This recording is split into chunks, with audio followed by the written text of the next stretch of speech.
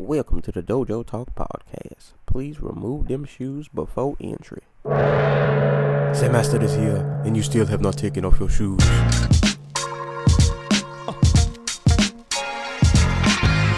Mike Swords.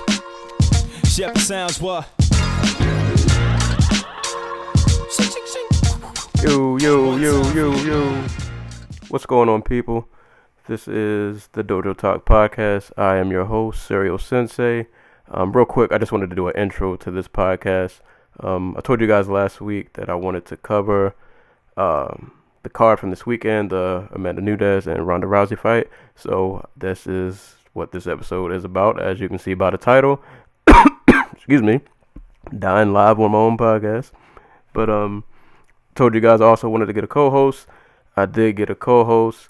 Special shout outs to the Theanticool, who I met through the Tumblr universe some years ago.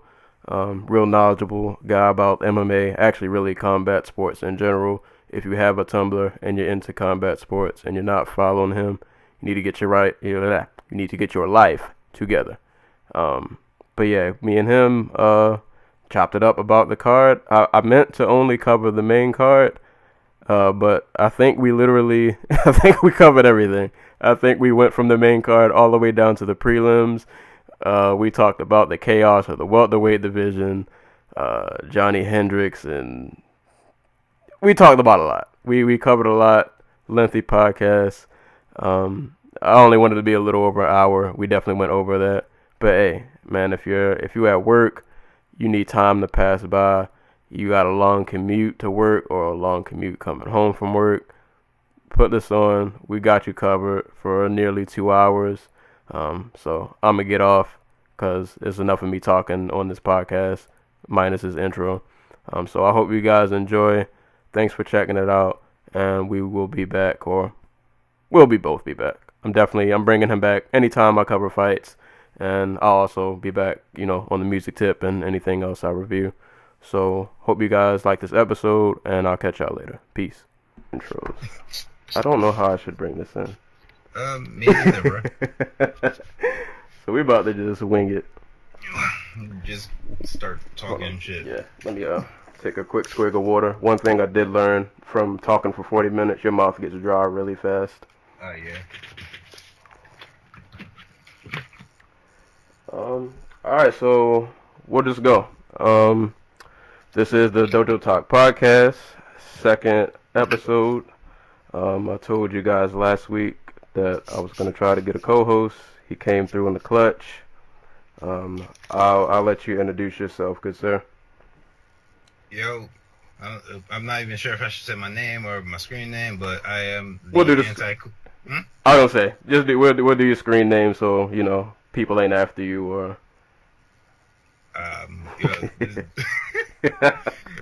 This is the Theanticool on Tumblr, combat sports encyclopedia, whatever.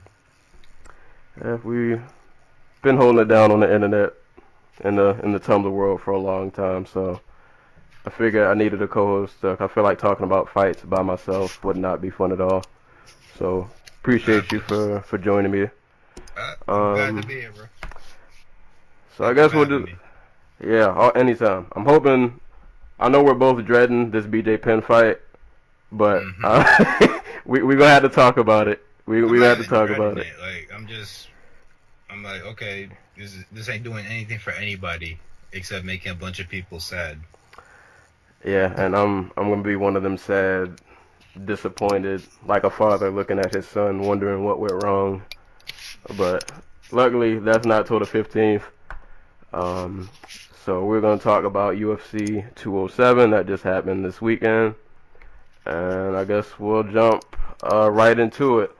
Main event, Ronda Rousey versus Amanda Nunes. There was a lot of hype before this fight. Everybody was wondering, what Ronda were we going to get? Was she going to come back, in beast mode and just go in? Or were we going to get something else? And in 48 seconds, we definitely got something else. I'll let you kick this one off. What did you think of the fight? It went down the only way it probably could have gone down. and it was Amanda Nunes hitting Ronda Rousey as hard as she can in the face until Ronda just broke. Yeah, it was. I felt it almost literally as soon as the fight started. Like, I was just wondering. I didn't think Ronda was gonna win, so I wasn't shocked that she lost. But I also didn't think that it was gonna be this like it was so one-sided. Yeah. Like Well, no, you go see, ahead. no, sorry to cut you off, but my thing was, this was a 50-50 fight in my head because there's no reason Ronda should lose if she's the Ronda that fought, Holly Holm, I guess, where she goes out there, she grabs her, and she takes her down. It just seemed like I felt like after like that first punch that landed, Yeah. like she just hit the panic button, and it fell down from there. Like, and I was also wondering, like, all right, between the home fight and now, maybe she's worked on her boxing, maybe she's worked on like her footwork, and she came out, and I was actually listening to Tommy Toho's podcast earlier this morning, and one of the guests had mentioned it that like she almost does like this little hop, like it's this crazy little bounce that she does, and I'm looking at it and I'm like, what is that? Like I don't know what that is, and it didn't work. It's funny you bring that up. If you go back and watch, God, she was sparring Vic Darchinyan when Vic Darchinyan first went to go work with Edmund, Mm-hmm. and there's this really heavily cut together highlight video of them sparring, and they cut out all the parts that make Ronda look terrible, because obviously she probably got her ass kicked up and down in that sparring session. But there's one point where Vic, I think, is going hits her with a jab, and you can tell Ronda's about to go in and jump in and try to lock up, but against her better judgment, it's a boxing session. She's doesn't. All right. She kicks her leg up, like she's going oh my god, at 45-degree angle, her knees all up in the air and everything, and it looks like she's about to go for a hip toss. That's autopilot. And it just, I gotta wonder, like, at this point, I think you gotta just start looking at the coach, the trainers, the whole team, and it's like, is it time to move on? Like, I think it might be time to pack the bags, and maybe this just ain't the right. Maybe that gym worked for that, that first stretch she had. Was she like 9, 10-0, 11-0, something like that? Sound like 11-0, I think. Yeah. So maybe I feel like that happens in sports in general. Like even in football, you might have a coach. Maybe he was winning at first, things were going well, and then eventually, I don't know if it's just you get too comfortable there and the training never switches up. But I think maybe it might be time. She might need to look into a new gym, a new coach. Because even if every time I see her, I can't help but think of Travis Brown. And I remember when Travis first came to the UFC, and I was like, yo, this dude, he's going to be a problem. And he was a problem for about the first 3 fights. Mm-hmm. And then didn't he end up at that gym? And then he tanked. And it's so noticeable. Yeah. And I'm like, I don't know. Right. I don't know. I feel like she's got more questions now than even before after this. So, just given her, I want to say personality, I guess, I don't think she's coming back at all. And given what we know about her in the past, I don't think she would leave Edmund. And just to top that all off, I think she won. I think she was dominant in spite of Edmund, not because of him. That's what I tried to explain to other people too. That I think Edmund lucked up getting her, because I think she came in. Obviously, judo credentials are through the roof, but she came in with a lot of raw talent, and she got by on that raw talent for a lot longer than I feel like any normal person would. Like, she made it to the top off of the raw talent. Can't take that away from her. But eventually, your raw talent it doesn't last forever. And I think the rest of the division, everybody else was evolving, and she kind of just, she was stagnant, and she never peaked. See, that's the thing with this sport, man. Like, once somebody has you figured out, like, that, it's a long fall off that cliff, man. Like, if you can't change your game after something just falls through, it's game over. You look at guys like another one, Anthony Pettis. As soon as people found out that, with the RDA fight, we found out that he doesn't handle pressure well. Right. But we knew that heading into it. We knew that he lost rounds to Benson Henderson and he lost the first round to Gil Melendez because he was moving backwards and he spent most of the time against the cage. But it didn't matter because he was so athletically superior and just so explosive with his offense that he could shut the fight off in just one kick to the body, guillotine, it's all over. But once people knew just how to approach him, it just fell apart for him. And the same happened with when he fought Edson, and that's what we saw with Ronda.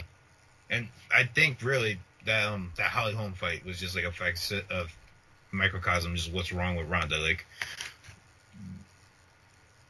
she went in there, and as soon as she got hit, all she did was turn up the pressure. Right. There was no tact. There was no thought into how do I get this woman to stay in front of me long enough so I can grab her and take her down. It was, how do I get control of this fight? Because it's obviously not in my control anymore. So, and her only reaction to that was to double down. And once she lost that fight, and it became clear that Edmund had no fucking clue what he was doing. Did you see or did you hear the clip, Yes. the audio? Yes. Oh my God. Edmund screaming no as the ref jumps in and saves Ronda from permanent brain damage that will hold a special place in my heart. Yeah, like forever. And I'll throw my biases out to the public. I'm not a huge Ronda fan, but when I heard the audio, when I heard that clip, I felt really bad for her. Cause I was like, this is the guy who's like, this is your head coach. Like, this is supposed to be the captain of the ship, and the ship is sinking, and he has no way to keep you afloat. Like, did you read the transcript, like, of just his entire 48 seconds of advice, where it's like, I remember hearing head movement for like 25 seconds, and she wasn't doing any. The head movement that she was doing wasn't to dodge. It was because she was getting hit, and her head was like, her head was just getting rocked over and over. Yeah, that man. It's just like watching them train. I don't think I've ever seen Ronda move her head. She's really.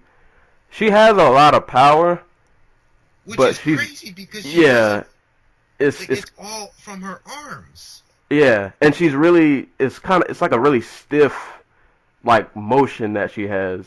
Yeah. And it's almost like you see the potential. It's like, man, if you just really worked on your boxing for like take like a year off and just work on your boxing, I really believe if she got her technique down, she could take heads off. She has the power to do so. Absolutely. She doesn't even need to be a great boxer. She just needs entries to the clinch. Right. Like, someone who's not very powerful, Valentina Shevchenko, was able to take... she's way smaller, way less powerful. Like, she doesn't hit anywhere near as hard as Ronda, despite the fact Ronda, is an arm puncher. Right. Was able to get all the way inside on Holly Holm because she was able to read Holm, and she was able to get her to maneuver in a way that would open up the entries for her. Right. But Ronda and that's another thing. I've never really noticed that too either with Ronda, is that she Yeah, her only method of takedown is primarily the clinch. She doesn't shoot singles. She doesn't shoot. I don't think I've ever seen her shoot a double. It's And just it's just that, clinch or nothing. and see, that's what really makes me upset when you hear people say like, oh, she has to go back to focusing on her judo. She shouldn't be out here trying to box with world-class strikers. And I'm just like, she has to be able to close a distance on a world-class striker. And a world-class striker is going to know how to, manage distance. Like, besides basically Sarah Kaufman, like, everyone, Ronda's fault to this point has been primarily a grappler first. Yeah, and a lot of them, and I don't want to take away credit from Ronda, some of them threw her some gifts, i.e. Kat Zingano by rushing in. Misha Tate in the second fight where she was literally just diving on her hips and not driving at all through the takedown. Yeah, and I remember actually that fight for me, the second Misha fight, was kind of when I really noticed the chinks in Ronda's armor. Because I remember there were little moments in that fight where Misha was actually doing really good in the stand-up, but she would keep trying to clinch, and it was just like, what are you doing? If you just keep it standing, keep your distance, you might actually squeak this out. But she kept going for the clinch, and you don't clinch with Ronda. That's not a game you wanna repeatedly play in.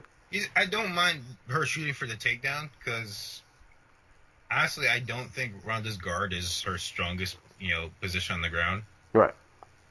Because I don't think she has a lot of experience there. But yeah, like the way she was doing it was just terrible.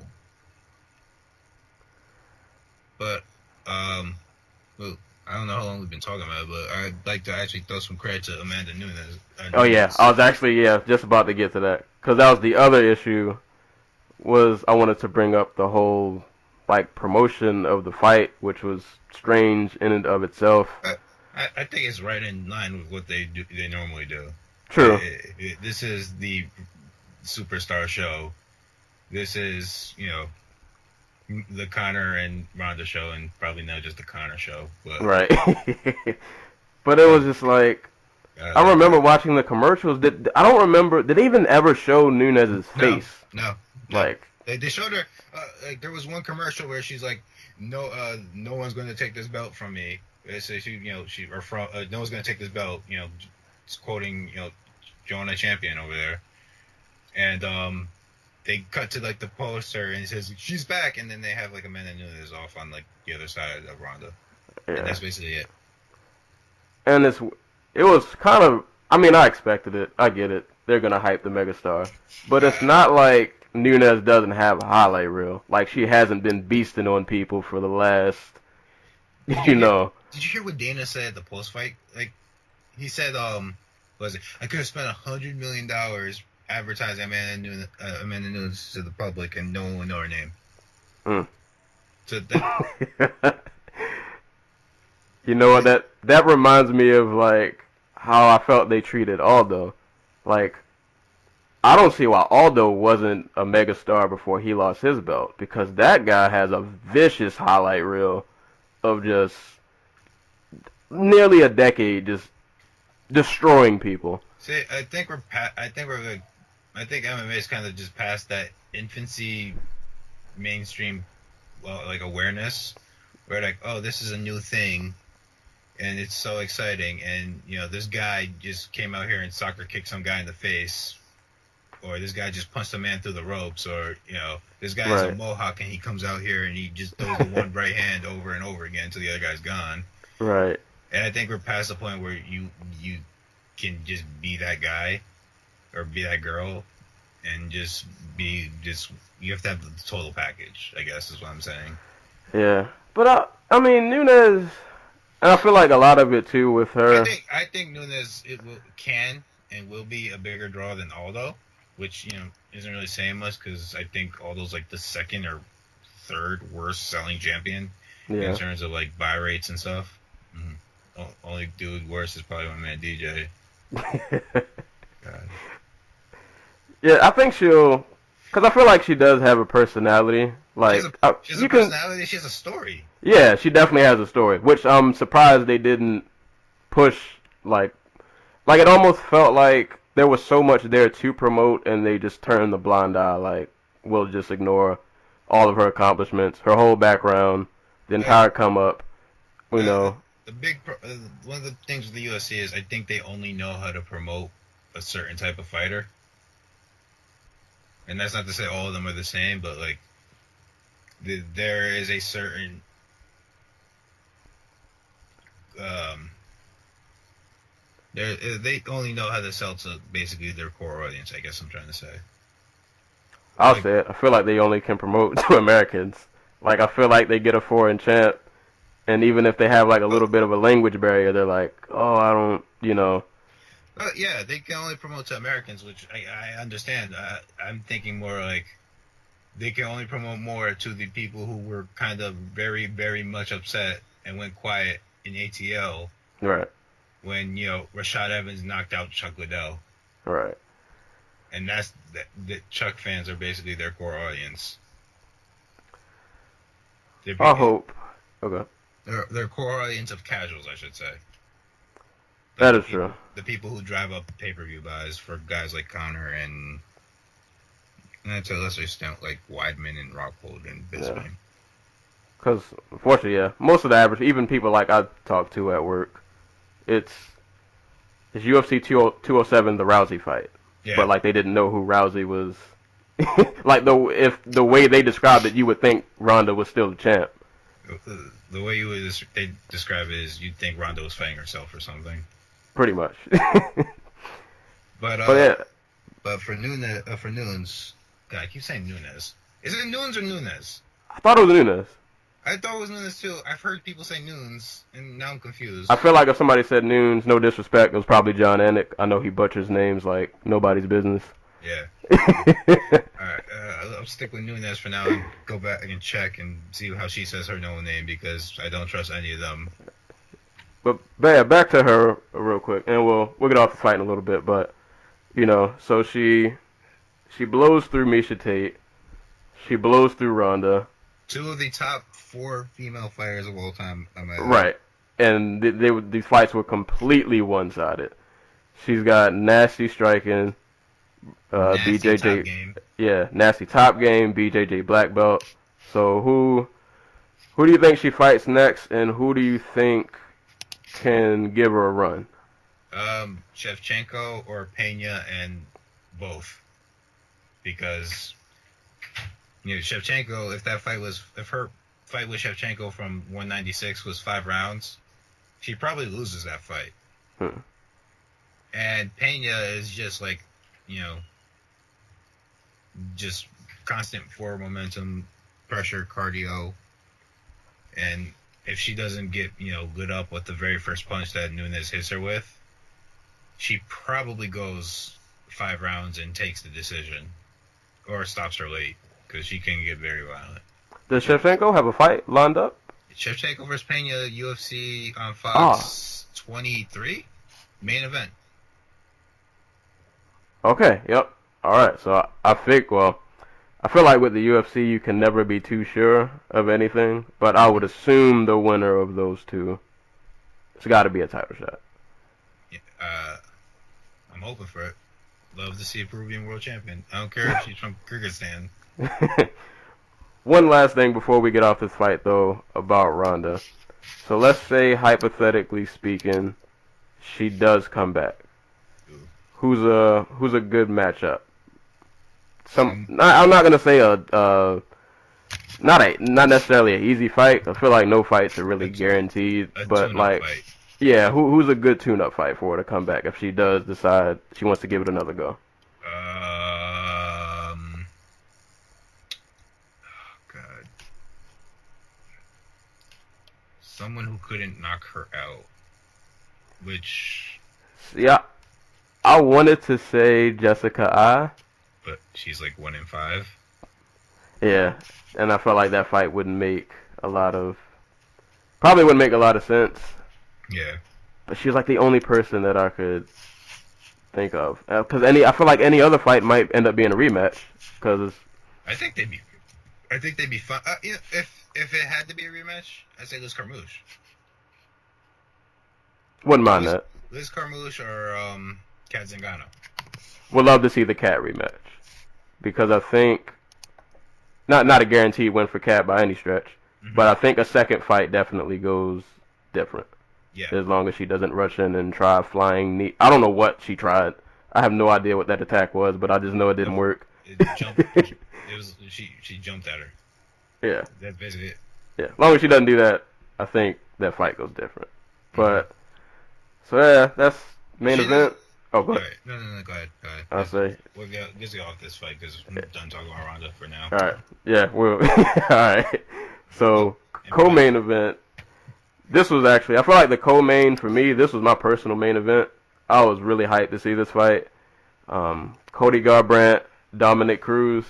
In my mind, I thought this fight was going to go one of two ways. Either Cody was going to come out, clip him early, and send him home, or Dominic was going to do his little b-boy moves, and he was just going to pick him apart from the outside.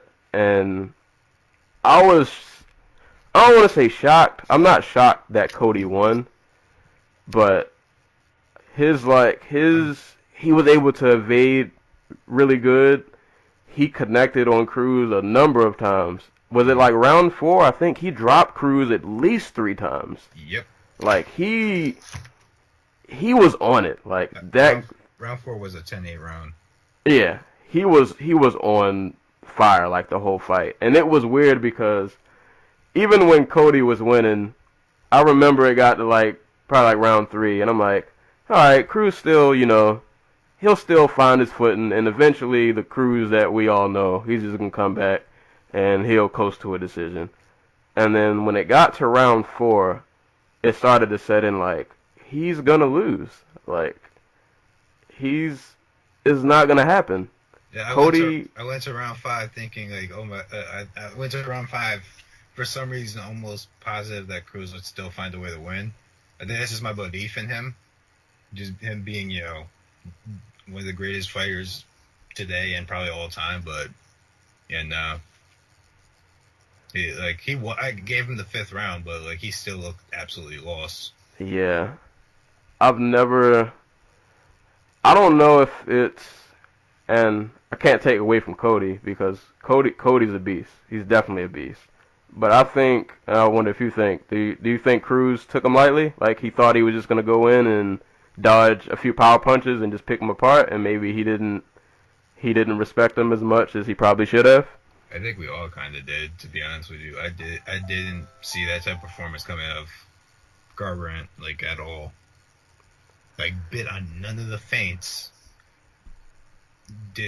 Despite being this hot-headed guy whose whole thing is to explode into attacks and pick you apart if you stand right in front of him, did not expect to see him just be patient and just straight up outbox one of the most craftiest men to ever step in the cage.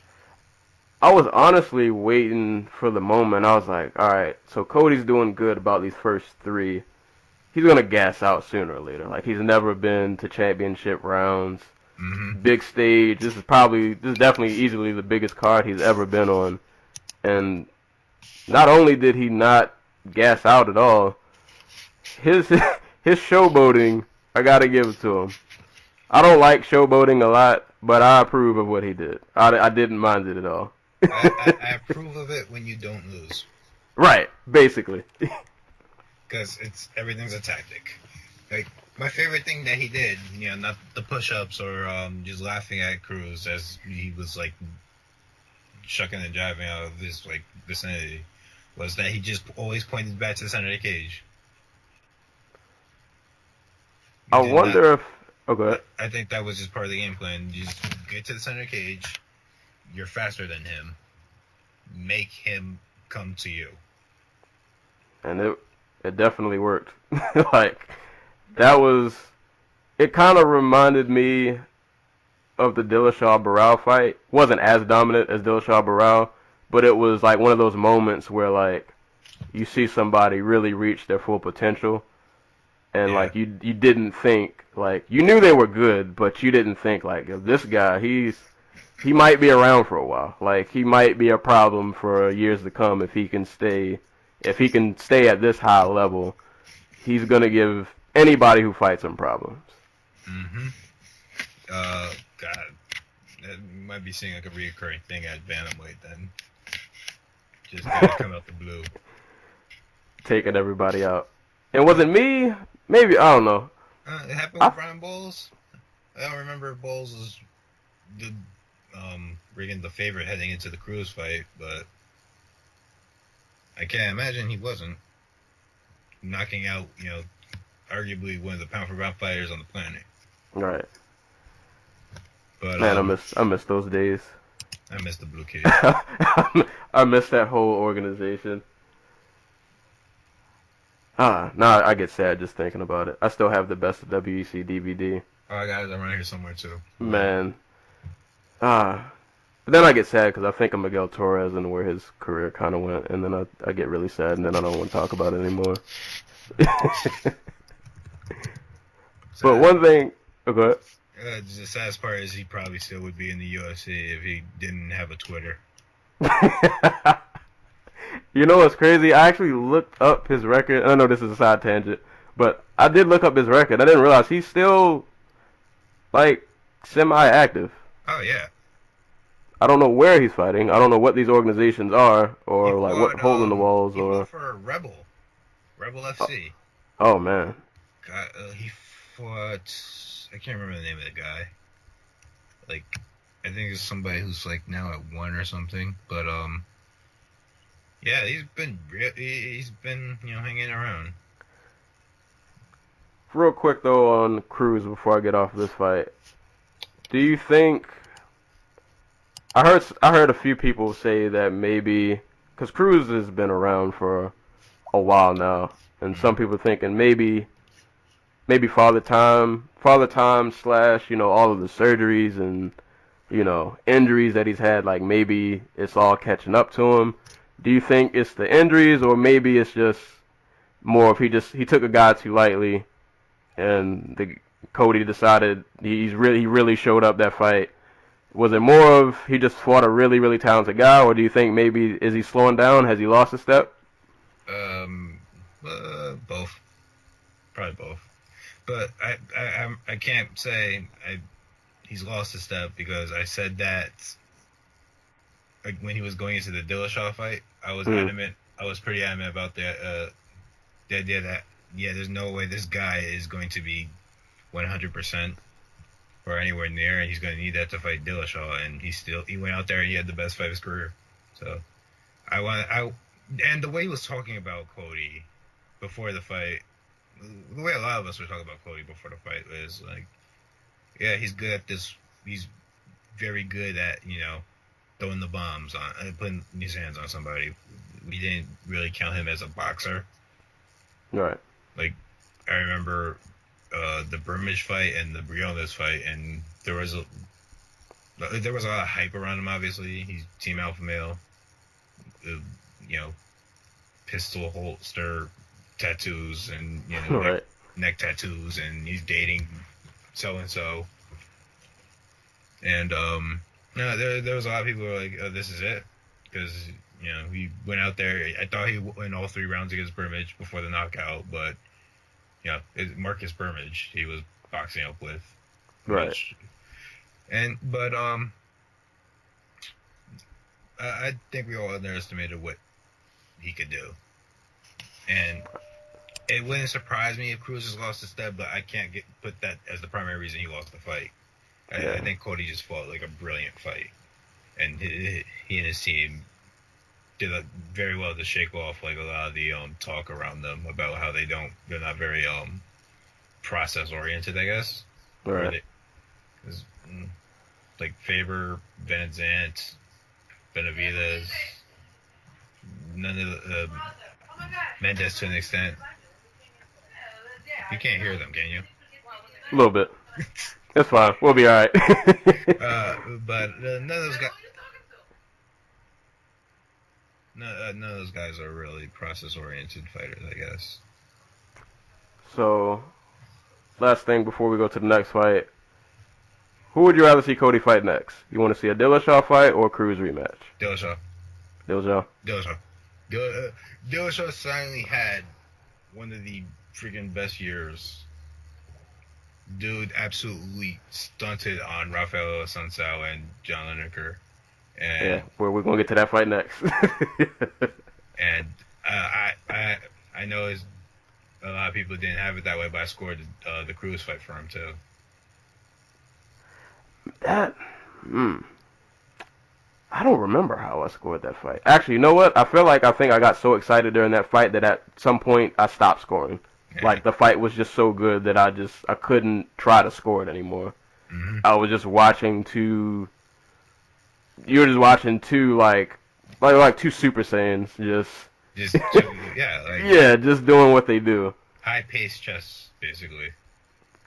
So yeah, I guess keeping with Dillashaw, the Dillashaw versus Lineker. See, this fight made me sad.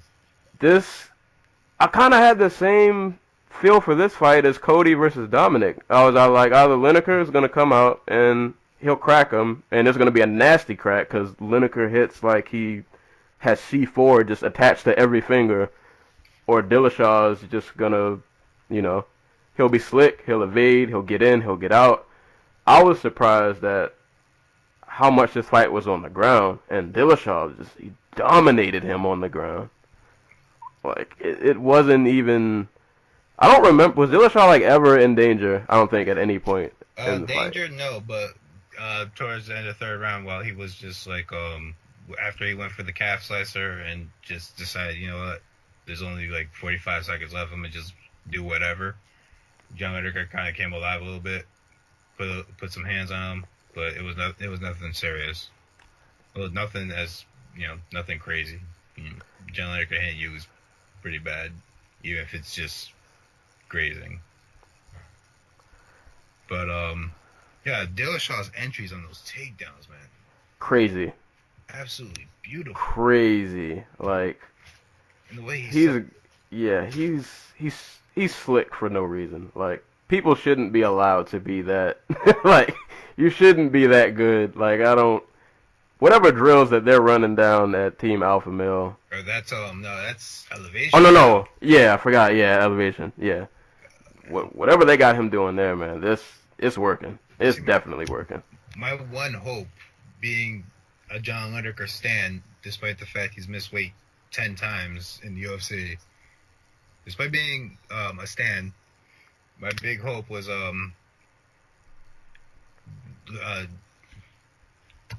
Dillashaw would get drawn into the fight that he had against Barao. And by that I mean at the minute Barao touched Barao and Dillashaw are similar in the way that they get touched, their very first instinct is to fight back. Right. Yeah, they will stay in the pocket and they will plant their feet and they will throw. And Dillashaw's a lot more technical in the pocket. A lot of what Barao was doing when he was at Bantamweight was slapping right hooks and Right. But my thought was, okay, Lineker's going to touch him at least once before TJ can hit an entry or hit land a head kick, and that will be the moment that Dillashaw just unwinds and just opens up, and that never happened. To his credit, to Ludwig's credit, what they did was, instead of just having Dillashaw just constantly be in the pocket and try to swim in there, they did. They drew the feint. They feinted him really hard and got Lineker to commit on the punches. What he's gonna do. Yeah. Because he's swinging. Every punch is a kill shot, pretty much, with him. Exactly, and it did. I want to say the exact opposite of what Dotson and God, what's the homie's name? Boston. Robert Font. Font didn't try and do what they did and try to dance on the outside and then explode, and they would throw he'd throw the head kick, he'd throw the left hand, the right hand, and he'd feint, and then as soon as Lineker would commit, it was takedowns after takedowns. Yeah, it's. I wonder how this belt, like in this division, like, are we gonna play patty cake and is it just gonna switch hands? Because I feel like I think Dillashaw is gonna get that belt again. I absolutely agree with you. But then I'm like, he'll get it again. But then how long does he keep it? Because I feel like the top half of that division is just like it's really talented, and I don't see anybody being able. Well, I guess Cruz has for the longest, but other than Cruz, like I don't get it. I don't see anybody who gets that belt and just keeps it like as long as like a DJ or anybody Yeah, else has. absolutely. Families are very not talent heavy, but they have a bunch of young fighters, like the opposite of heavyweight, basically. Right. Where Prospects everywhere you look. prospect like freaking Jimmy Rivera might steal a title shot off of TJ Dillashaw, mostly for political reasons. So yeah, Rivera's out there. Almeida, I still believe. I know he got knocked off. I was a little hurt after that knockout, but I think he'll end up getting up there too. He's floating around out there.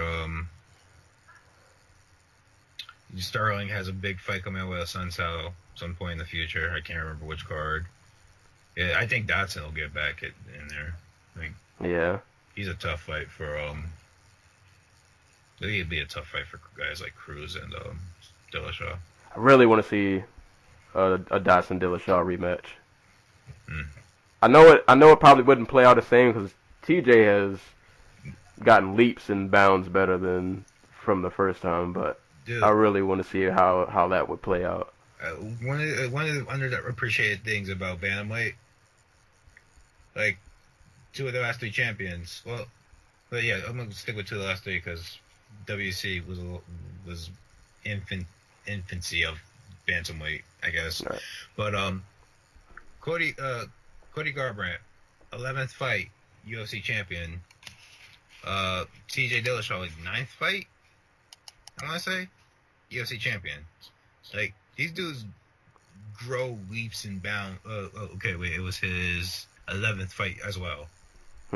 So these dudes grow leaps and bounds, and if you're special, you pop up real quick. Like, yeah, about to say you can win about a good 4 or 5 straight, and you're right on the cusp, basically. Yeah. So but point being, Dotson, when he fought Dotson, that was his 5th pro fight. He had been fighting literally. Let's see, he started in March 2010, and the Dotson fight was in December 2011. He had been fighting for maybe just a year and a half professionally. That's a scary 5th fight. And and just to put that in perspective, Dotson has been fighting since 2004. Props to TJ. I mean, the man is out here doing his thing. Yeah, if somebody hands me a contract and I'm fighting Dotson my 5th fight, I'm getting injured or I'm pulling a hamstring. Well, that was a tough fight. Yeah, TJ's the man, and I hope the TJ Cody fight. I hope that happens because I think there's no way that fight will be boring. Pray WME. No way. Pray WME decides that TJ being pro-union and being a CAA fighter doesn't blow up in our faces here, I guess. Yeah, that's a whole that's a whole nother podcast. A whole man. This sport's a mess. It is. It's a mess from every level. Freaking that not to go too off topic, but that Oliveira Means fight. I don't know if you saw that, but no, I actually I was in the car driving to the party when that fight happened. So can you run that down? Like what? I know it was a no contest. I think it was ruled a no contest. Okay, I'm gonna try to do my best Jordan Breen impression here. All right. Because Jordan Breen tried to explain this to T.J. Sanders on Beat Down After Bell, and it was just a master class of like mind effery. Okay, so Tim Means starts beating the crap out of Cowboy. Oliveira gets to a knee. Like, only a knee. No hands are touching the mat. Mm-hmm. So it's just his knee and his toes. Tim Means lands 2 knees to the head of Alex Oliveira. And Mergliata hops in. I think it's Mergliata. I could be wrong. Yeah, you're right. I gotta pull it up now. It's Mergliata. Alright, he hops in and is like, that's illegal. Go to your corner. We're going to get a doctor in here to see if Oliveira's all right. Oh boy. If he can't, you're disqualified. Because it's illegal. So Joe Rogan hops on the mic and is like, I don't think that's legal. I don't think that's legal by the rules that will be, I'm not sure if he's confused because, the rules are changing on, the 17th because Tim Means is in the cage is going insane. Mm-hmm. Because he's like, that's legal, and it's not. It's not even illegal. It's not legal today. It's 2017 now. It's not legal today. That's a grounded opponent. You have your knee down, you're grounded. Okay? But yeah. But yeah. So, they pull Mark Ratner from, I guess it's stupid because he obviously wasn't paying attention. And Mark Ratner's no, that's legal. None of the hands were touching. That's legal. And mind you, Mark Ratner, possibly the most important man in getting MMA regulated, should know the rules by heart. he is the father of unified rules. And Joe Rogan just has, I can't. I'm not a Joe Rogan fan, but I can't fault him because I guess he had his come to God moment. Is like, wait, am I wrong? Do I not know the rules of this sport anymore? Life is changing. You can just hear it in his voice. He's he just doubts himself, and you can. And from there, he just does a complete about face, and he's like, "We're being told that's legal by Mark Ratner, former director of the Nevada State Athletic Commission." And, he does a complete about face. Meanwhile, Mergliata walks over to the, I can't remember his name. He's the commissioner for, what state was this fight in? We were in... Nevada. Oh, that was Las Vegas.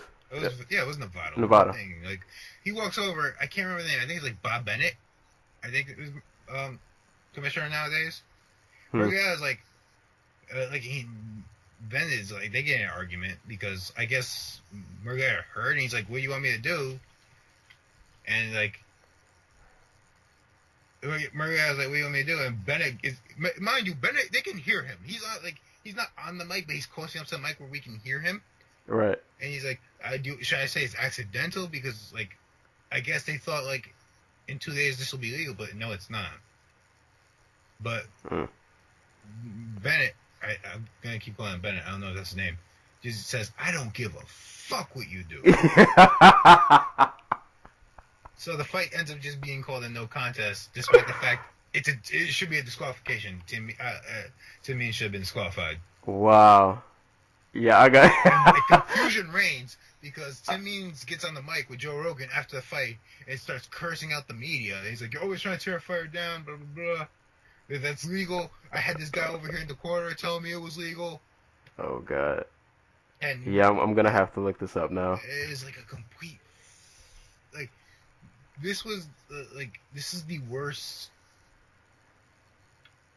broadcasting mistake,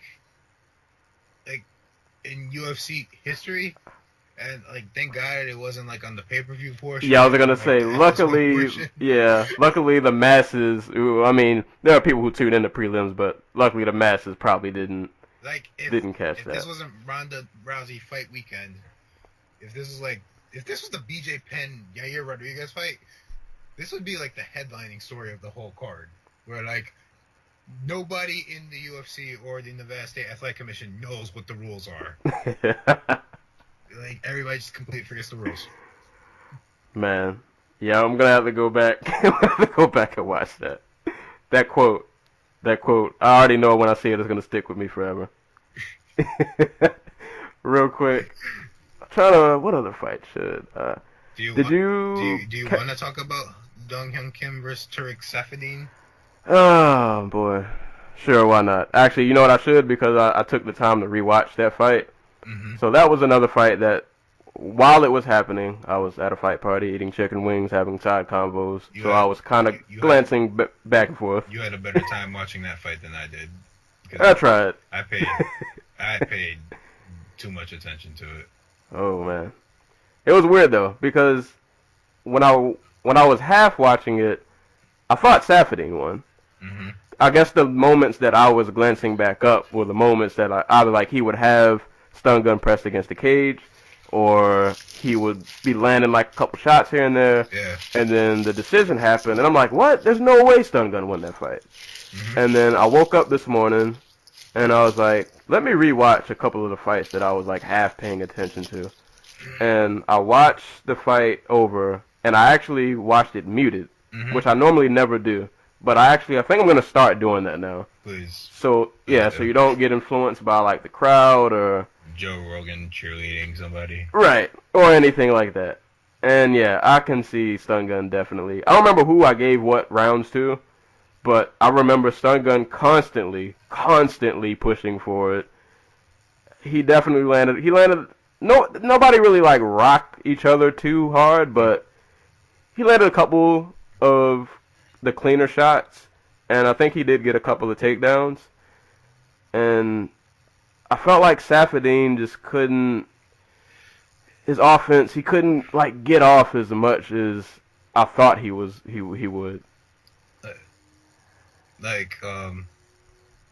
Well, first off, I thought Saf won, like 2-1. Like I gave Kim like the second round, but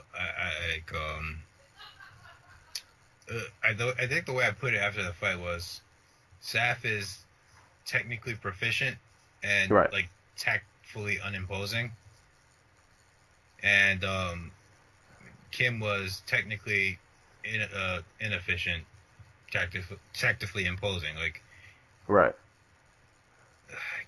Saf might actually have the cleanest technique of anybody at welterweight. Like he might be the best like study film fighter. Like if you want to be a good fighter, watch this guy, because he can do just about a little bit of everything. Anything. He can do And everything. he does it well. really good. Yeah. But it's not so much that he doesn't have a game plan. It's just that his game plan is just like so reliant on the other guy, I guess. Like, I think sometimes with like fighters that are really, really technical, I mean, it's always great to have technique. You definitely don't just want to go out throwing any old combination.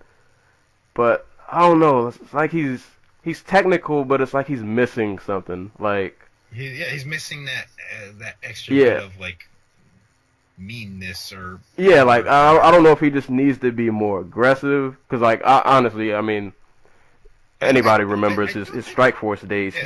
He the Marquardt fight, man. He's And I think part of it has been like due to injury, because like even up in the Rory fight, like the fight with Ace, like Hung Yu Lim, yeah. where he just like kicked the crap out of him for 5 rounds. Decimated him. And Hung Yu Lim is basically a light heavyweight at welterweight. Yeah, and then you have Rory McDonald fight where I thought he was winning. Like I think I had 1-1, and then like I thought Saf was taking over the third round before he got I think it was uppercutted to hell. Yeah, I remember that uppercut. And I remember, because I picked Safadine to win that fight because I thought his technique would just help him eke out a decision. And it worked for a little bit but when you get hit that flush with an uppercut, there's nothing, there's no training, you can't come back from that. Yeah. Like, But going back to like, he took all 2015 off because of injury. He comes back against Jake Ellenberger, and like that fight was just a whole bunch of nothing. Like where like Ellenberger obliged him and just stood in front of him while Saf occasionally threw like a jab or like a head kick or a leg kick and just like won on points. And like he throws leg kicks beautifully, he throws the jab beautifully, but like you got to build to something. You got to put your stamp on a fight. Like like everything about him just screams like at best split decision win. Like One of the reasons like Rick Story is a guy who's like up and down, up and down, up and down, like top 10-ish fighter. And I picked Story against him because like, yeah, Story's inconsistent, but like from fight to fight, but like Safadine's inconsistent from like minute to minute. Right. And like, yeah. And he doesn't dominate. Well, lately he doesn't like dominate people or just like impose his game plan. It's just, I'm here. I'm gonna throw some techniques. They're really good techniques. Hopefully they'll land. But if they don't, I feel like there's no backup. There's no. Like, I'm really curious what his accuracy rate is because like I think like he probably despite his like lack of volume, he probably lands like at a good rate. Yeah, because he doesn't flail punches. Like he throws things that I'm pretty sure like he knows he's gonna land. Yeah, but I think that's part of his problem. Like you gotta throw something out there. Get somebody like you. There's no reason Rick Story should have been able to eat like 7 or 8 or 9 or 10 of your head kicks, right? And still win. Like, and still, right? Yeah, but I guess going from one split decision to this wasn't a split decision. It was the Kim fight was. That was. Yeah. But I was gonna go to the Hendricks fight, which this is the main event prelim, right? Yeah. Oh, so we're gonna talk about Borg like styling on Smolka. Oh yeah, sorry. Let's do that. Cause I don't remember the first. When was the first time I see? What was he in before the UFC? Was he RFA or Legacy or? Yeah, he destroyed Nick Urso at Legacy 40. Yeah, because I remember watching him in Legacy, and I was like, this dude is an animal. I remember I went into that fight, and I'm like, Nick Urso's the guy. He's Jackson. He works with Dodson. Like, everybody there talks about how great he is, and then Ray Borg just went out there and, like, sunned him. He has, like... It's dudes like him that, like... They know there are people that are, like, they're good at grappling. Mm-hmm. But he has grappling it's almost scary to watch. Like, because he'll get you on the ground, and he passes guard like it's nothing. Like, he advances position. Like, he makes you look like you never trained on the ground ever. Exactly. Like, all of your training it didn't matter. Because he's going to pass guard anyway. Or he's gonna advance to a better position. And no matter what you do to try to defend it, you're going to lose. Everything he does is so explosive. And he can do it. He can do that for 15 solid minutes. Probably 25. Like, if they were to give him the chance, he probably could go 25 minutes. Just like constantly taking you down, wrestling you, passing your guard, like hopping to your back. Like, man, he's only 23. What? My worry with that is like he's probably going to end up having to move the bantamweight eventually because apparently he can't stay on weight. He hasn't missed weight though at all, has he? He's missed weight twice. He missed weight for the fight with Herrera, and he missed weight for this fight. He came in like 3.5 pounds overweight. Oh yeah. Yeah, that's one thing to be about 1 pound, but yeah, when you start hitting 3 and 4, when you hit that Hendricks and Gastelum territory. When you hit that Lineker territory. Yeah. But I think though, even if he goes to 135, you don't want to see that grappling. That's a scary dude to be in front of. Like, if your wrestling's not ready, dude, it's gonna be a long night. Like 125 is a very hard division to keep guys down in. It's part of what makes like Demetrius Johnson, so amazing is that he can take a guy like Tim Sylvia down and have Tim Elliott down and can have him on his back for like 20 minutes. Because normally those guys just squirt right back up. Yeah, they pop up like they're all springs. Like, so the fact that Borg is able to take guys down and is athletic and strong and like aware enough as a grappler to do all these things so early in his career and without like a real grappling background. Like, I think he was like a state champion wrestler maybe, but like he's not like Jussier Formiga. Like, he trained with the No Holds Barred team down in Albuquerque. So, like, the fact that he's able to do all these things at this weight class is just, like, scary. I'm saying the fact that he's only 23, which means, like, by the time this dude's 25, he might be close to a title shot. Dude, honest to God, I thought he was going to beat Scoggins. Yeah, I was gonna say I'm looking at his record now, and okay, so he came in, he lost to Ortiz his first fight, and then he went on a tear. And had he not lost to Scoggins, he'd be on a 5-fight win streak. He'd probably be fine he probably would have fought Yeah. for the title.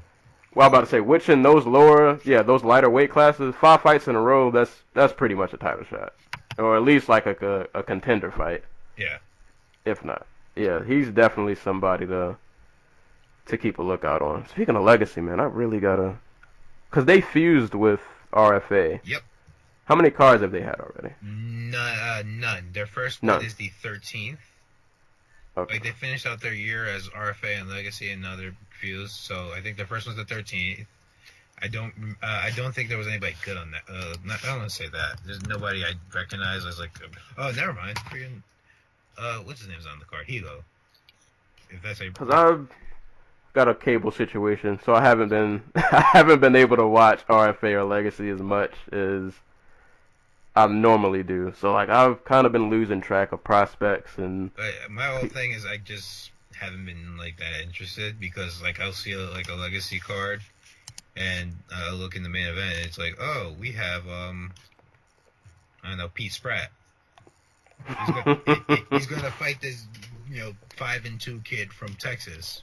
Yeah, tune in to watch, and I'm like, okay, no, like so I understand why they fused. Like, I don't think it was a good thing for regional MMA as a whole, because less options. You can only fight in like certain areas where these guys are going to go. Right. And and Legacy and RFA had very different routes. Like Legacy mostly kept to the south. RFA kind of traveled all over in the Midwest and West Coast. But but their second card has Mike Richmond fighting some dude from. Oh, Mike Richmond off of suspension. Oh yeah, he got popped, didn't he? 2 years in California for weed. Oh. Oh man. Who's Richmond fighting?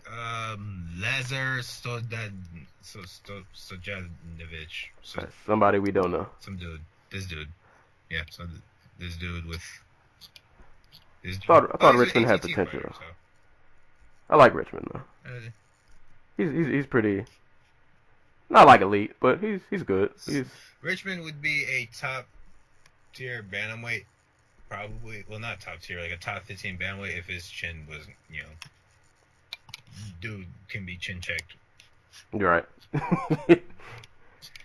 Hopefully, we'll see how he does. So, was that the whole main card? For UFC 207, yes. Yeah. Real quick though, I gotta mention, because I rewatched this fight too, so I feel like I should talk about it. The Magny and Hendricks fight. Yes. Alright, so when I watched this fight, there was another one that I was kind of half watching. And yeah, I thought Hendricks won both. Well, actually, you know what? I can't say that. Because the first time I watched it, I felt like every time I looked up, Hendricks was on top, but he never really did much. Yep. And I saw Magny consistently, well, I won't say consistently, but he did threaten. He had a triangle go up a few times. He was throwing elbows.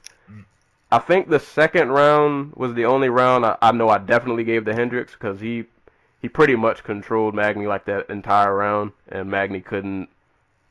Basically, just his offense got shut down. First round, I don't remember either of them doing too much. I might have gave it to Magny. Third round, I think I gave the third to Hendricks. I think I did. Mm-hmm. So I think I scored it 29-28 Hendricks. Same.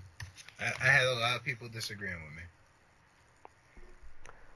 I think it's the it's the wrestler's curse.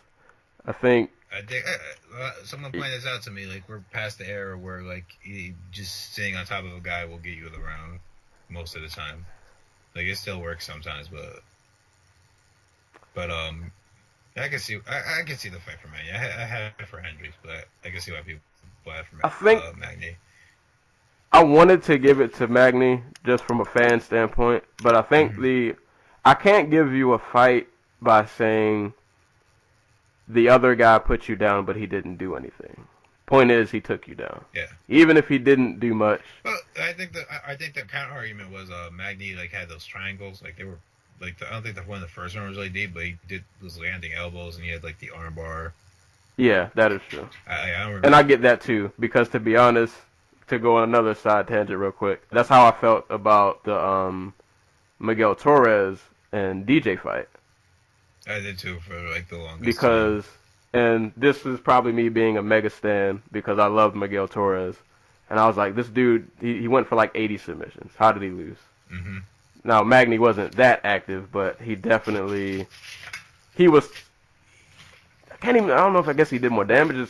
Yeah, he was just more active. Like, Hendrick's game plan was, I'll take him down and I guess wear him out. Little pity pat, ground and pound here and there, but not anything like too significant. And I guess the judges, I don't know. I guess they just weren't thoroughly impressed.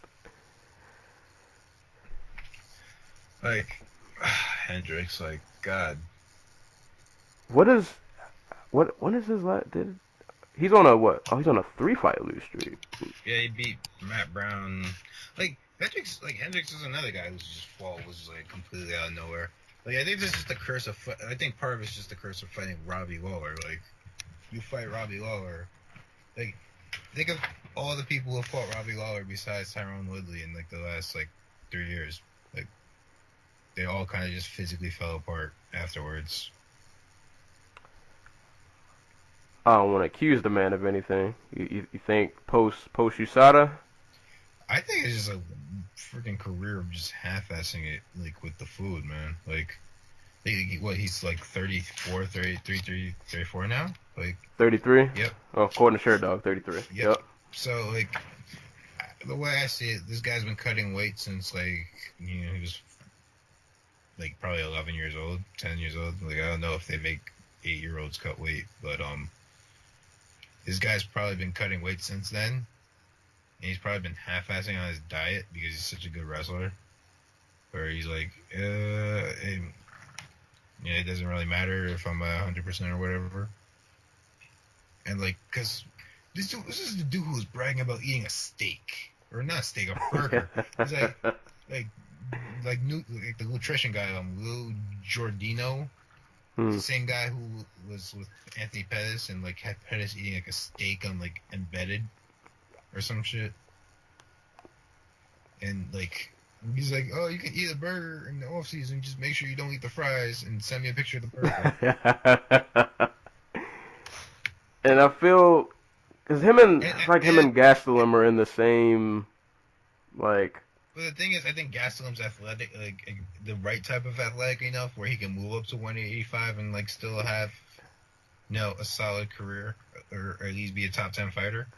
Yeah, Hendricks, because I believe I heard Hendricks say that. Is he done at welterweight? Is, like that. Until they make a 175-pound division, he is a middleweight. Yeah, and the thing is, he's a strong welterweight, but dude, when you get to middleweight, those guys are. Especially when you get to like the top tier, even just like top 15, those are some big boys. All right, think about Yoel Romero, who I think is 5'11", and then think about Johnny Hendricks, who is like 5'9". Right, and Romero's built like Thor, like Yoel Romero might only be 2 inches taller than him, but he's also like twice the size of Johnny Hendricks. Like right. Body mass wise, Johnny Hendricks by any measure, like by any metric, is a welterweight. He just I don't think it was just like one bad camp decision. I think it was like a career of them, and now he just can't make the weight. Like going back to like his college days, probably where he's like just like half-assing it and just gorging himself, and then cutting all the way at the last minute. So I was wondering too during this fight because. I feel like with the Magny fight, I mean, he mostly stuck to what I guess he does best, this kind of wrestling. Like, that's the only thing he really has left, isn't it? Like, yeah, but it's weird, though, because I remember during, I don't know if it probably was the first Robbie fight, I thought his striking looked really good. Dude, like, so they fought 10 rounds, Robbie and Johnny? Yep. Johnny won 4 of them striking, like straight up, Right. like, and they weren't even competitive rounds. Like he won the first 2 rounds of both fights all on the feet, and he Yeah. probably should have won the second fight if we're being real. But Probably, yeah. He was on his K1 Hendricks. Like, he was definitely on the K1 Hendricks. Do you think maybe? Well, I would say maybe he should have tried to strike with Magny more, but Magny has really good range. He's crazy lanky, so he can just kind of keep him at I bay. really think he's just falling apart physically. Like that, like athletic, like that athleticism and that toughness that he showed, like against Lawler and Fitch and Campman and GSP. Like, I don't think it's there anymore. Like, I don't think he can go like on the feet. Like, I think he's just lost complete confidence in himself. Yeah, I was gonna say. I think it's I was about to say it could be just kind of Father Time maybe creeping up, but also the 3-fight skid. I mean, the Wonder Boy fight that was a brutal. Like, I feel like anybody after that fight, you're gonna look yourself in the mirror and just be like, "What just happened?" Like, this is like you go from going toe to toe with GSP on the feet, going toe to toe with Robbie Lawler on the feet, and being like, oh my, and theoretically he was still like the welterweight champion if we're being real, Right. and just to go out and just like in what 3 minutes get your ass handed to you like that, like it's gotta be like a terrible feeling. But I guess props to Magny. I mean, controversial win, but a win, a win is a win in the books. Who should Magny fight next? Who do you think? Preferably someone who won't murder him again. Because like the thing with Neil Magny is when like his margin for error is so like I don't want to say small, but once there's somebody there, they exploit it. They just like freak on him, like Lorenz Larkin and Damian Maia. Ooh, that Lorenz Larkin. I wanted Magny to win that fight so bad. Man, that Larkin's a beast. That Let's see, because Gunnar was supposed to fight Dong Young Kim, so maybe him. wouldn't mind seeing that. Probably would pick Gunner. I think his foot might be broken though. His ankle, because he broke it like grappling on some like media workout for the dub. Was it Dublin where they went to where Musasi fought Hall again? I think so. It might have been North Ireland, but he was supposed to fight in that card, and like he broke his ankle during a media workout. So I'm not sure when he's gonna be ready. You know what? Magny versus oh wait, Masvidal has a fight lined up. Never mind. Masvidal's fighting Cerrone. Yep. And that winner of that fight might actually have a claim to a title shot. I think Cerrone is gonna just mess around and somehow get that belt. Don't think he'll keep it. It's possible. It's possible. I think the thing with Cerrone is like he doesn't like waiting around for fights, and like the UFC is not gonna be like, hey, here's a title fight in 2 months, and be like, right. Yo, you gotta wait like 4 months until this other fight's done so you can get this fight, and Cowboy's is gonna sit around like getting in his own head and being like, yo, I want to fight, yo, I gotta pay taxes. Yo, my freaking jet ski needs gas or whatever. That welterweight division, though, because speaking of Magny and the Maia fight, I'm looking at Damian Maia's record, and he is on a 1, 2, 3, 4, 5, 6 fight win streak. He obliterated Matt Brown. He destroyed Carlos Condit, which hurt my heart really bad. But that fight wasn't even close. This dude is 39 years old. Do you think they'll ever give him a title shot? Because I feel like if he was anybody else, if somebody else had his record and they were on this win streak beating these exact people, they would have gotten a title shot. Like, that's the curse of like welterweight, where you're like, I'm going to wait. Like somebody else kind of steps up and takes the shot. Like, God, like Maya would be getting a title shot right now if this business with GSP and this business with like Woodley and Wonderboy fighting to a draw Yeah, like if that never went down, like Maya would be fighting for a title. I don't doubt it. Like just like besides Cerrone, like who are you going to put on pay-per-view against opposite Woodley or Wonderboy and be like, yo, buy this pay-per-view, right? Like nobody. Right. Like no one's like that much more of a draw than anybody else. Maybe like Cowboy, maybe Condit, but Condit just lost. So I think they would have given some, but I don't know what they're gonna do. Well, I've accepted that I don't think the GSP thing's gonna happen. Every time I'm through giving up my hopes about that. I'm fine with him never coming back. Like I am too. I kind of prefer it because I'm afraid if he does come back, I don't want to see a BJ Penn-ish situation where the rest of the world kind of evolved. Not saying that I don't think he'd be able to hang, but welterweight's one of those weird divisions where like a few years ago I would have said like it's head and shoulders above featherweight or like right. bantamweight, and like it's kind of stagnated a lot. Like the guys who are in it are still really good. Like Woodley still really good. Thompson still really good. Maya still really good. But like then you get to like Condit and Hendricks, and like Hendricks is out the division. Condit is has a foot in the door, and he's about to go retire probably. Yep.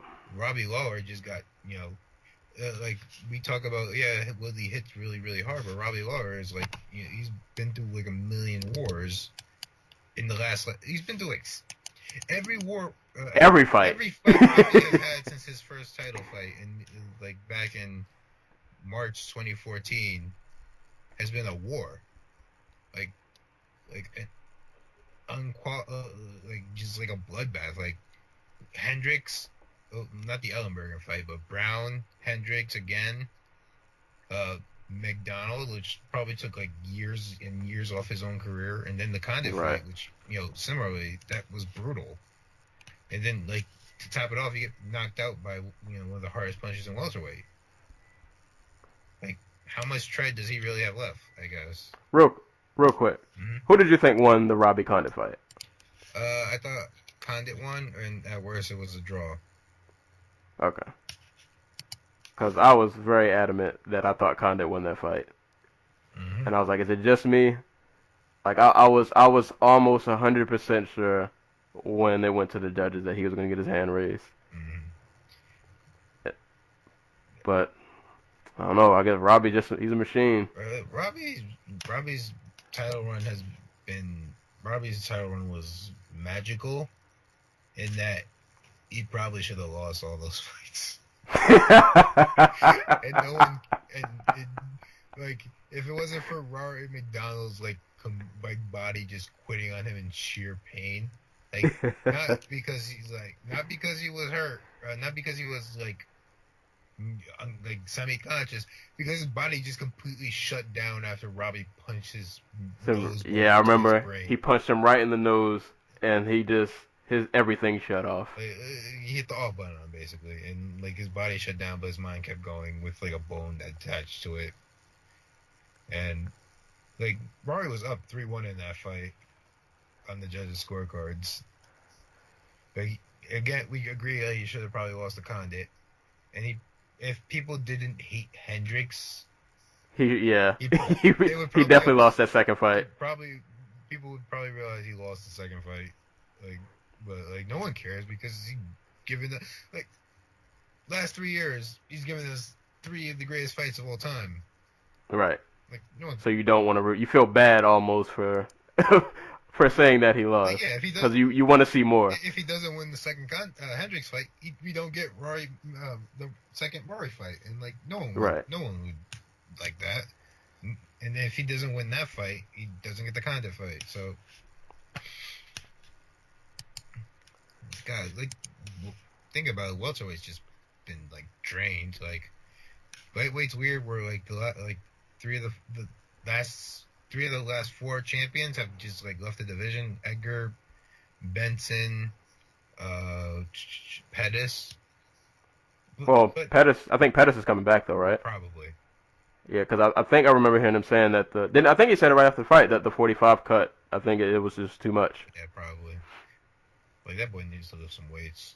Like, that's one of the things missing from his... On top of him, like, needing to work on the fundamentals of moving as a striker, he needs to lift some weights because he gets out-muscled way too easily. Like, that was one of the things he talked about. I don't lift weights. Possibly part of the reason your strength and conditioning program keeps you getting hurt. Right. But, yeah, like... Lightweight had that big drain of talent. Has had a big drain of talent. Like Edgar left, Bendo left, Cerrone left, Masvidal left. I think it's Edgar. BJ left, and that's like all these champions leave. New guys come in and take their spots. Welterweight, like Condit's about to leave. Hendrick's about to leave. Rory already left to go to Bellator. Rick Story is probably like not going to go on a late career renaissance. Young Kim is pushing like the late 30s. Matt Brown is,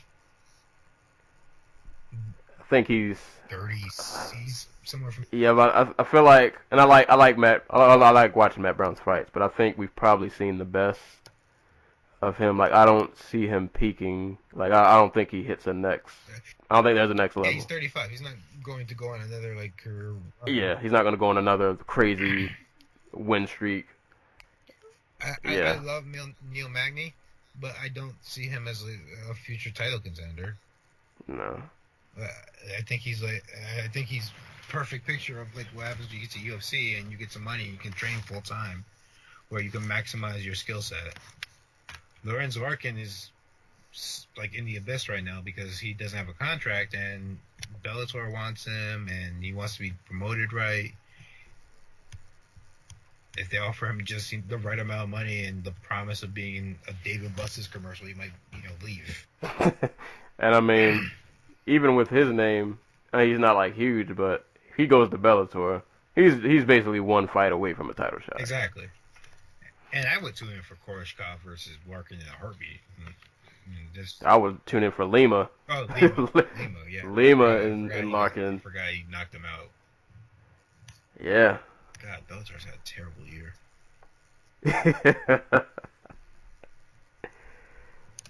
Man. But all these guys are old, and all of these guys are about to leave, and the only young people are Neil Magny, Gunnar Nelson, I guess Masvidal technically, but he's been fighting for 11 years now.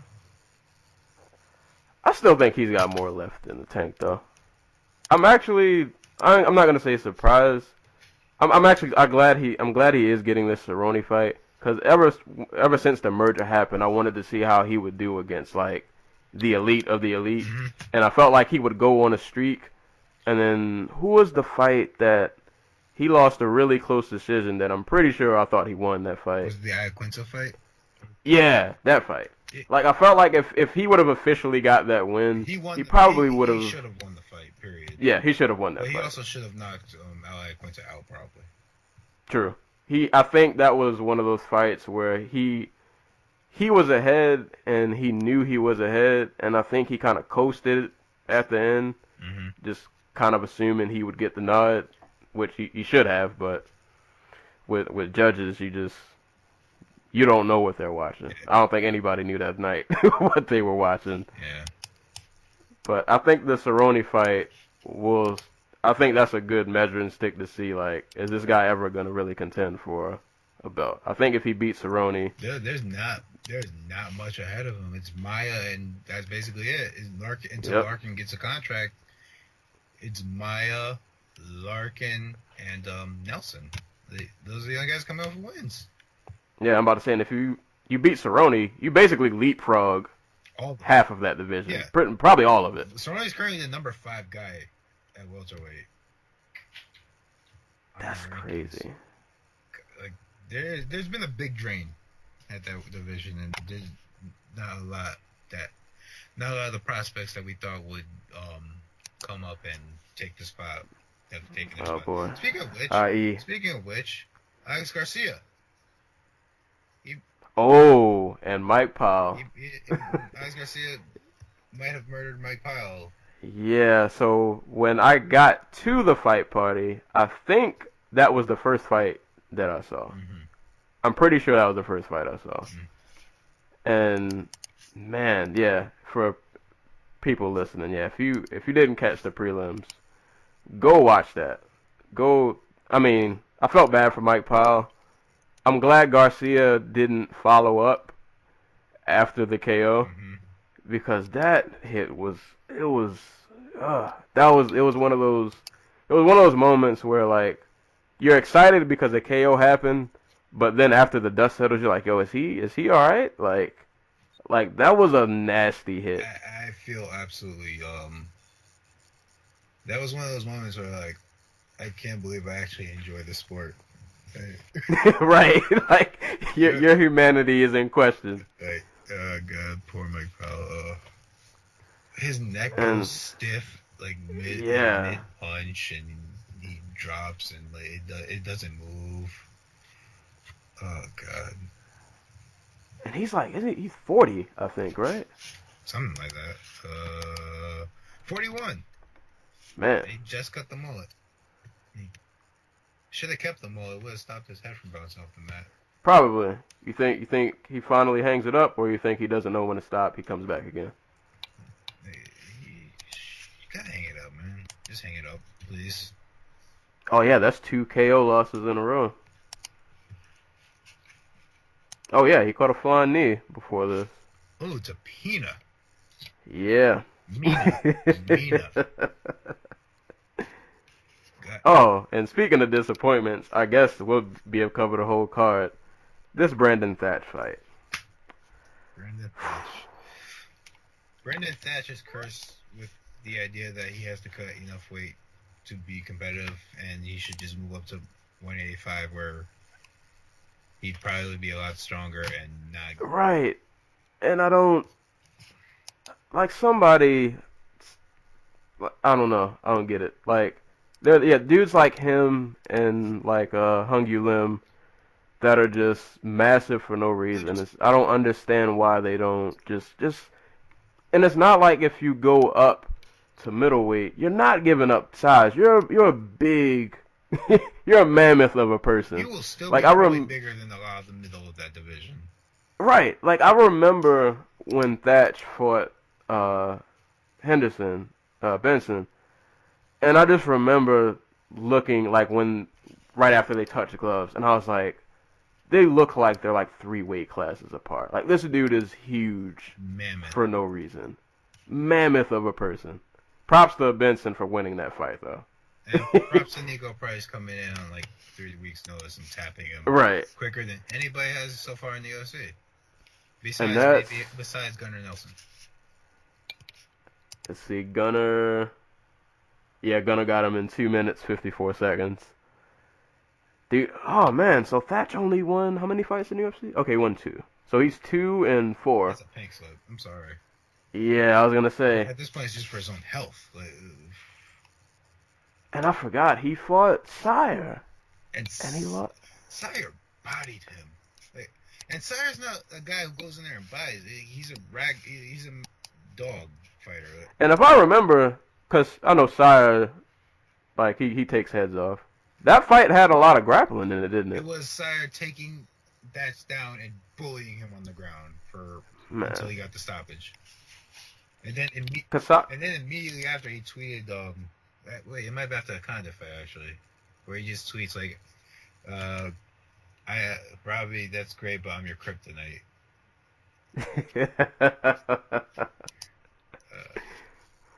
Man, and I remember the Thatch and Sire fight. I thought that was gonna be a loser. Gets the pink slip. Everybody gets a longer leash nowadays. No, out of the days of where you go 2-0 and 0-2, and they show you the door. Well, I guess also, I felt like the UFC with Thatch probably felt how I felt.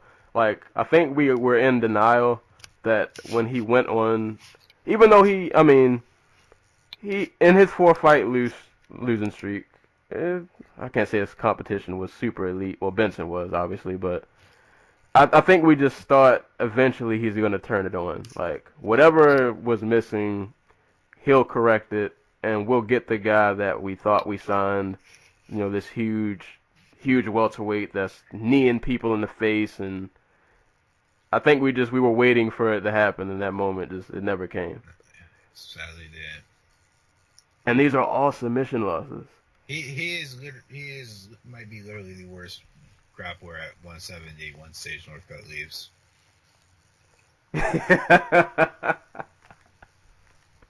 You think they can get rid of Sage? Oh well, I think he's gonna go down to 155. Man, I don't talk about a card where guys need to leave their trainers. That dude needs to leave his dad like with a quickness. Yeah, but it's one thing when your coach is not blood. It's another thing when because Sage is what? He's like 20. Yes, about that. Yeah, he probably still lives at home, I'd imagine. Yep. So yeah, kind of hard to dodge your dad when you go home and he's right there. Or actually, y'all probably go home together because you've been in the gym all day. But I thought I read something about him. I don't know if it was true that he wanted to train with the Diaz brothers. I swear, I thought I saw that somewhere. Like, that's a reality show, man. That. But you know what? When I saw it, I laughed for a second, and then I thought, you know what? That I'm not gonna say it makes sense, but I think a little toughness would probably do him some good. Not to saying, at 20 years old he would body me if we ever fought, but compared to other fighters, I feel like he kind of is missing that edge, I guess. Like, I think he's another guy that he's great when things are going his way, but when someone amounts an offense that he doesn't have an answer to, he kind of hits the panic button too, and he doesn't. I don't know. I want to say it was Patrick Wyman of Bleacher Report on the Heavy Hands podcast. I want to say that's where I heard this, but it makes perfect sense. Sage Northcutt is an experiment of can you be a successful MMA fighter without actually being an MMA fighter, where like you are indoctrinated in this culture of gym wars and toughness, and I have to be the baddest man in the room all the time. And his whole advice for Paige was he has to go to like ATT and have Robbie Lawler laugh at him for not being able to defend a single leg correctly.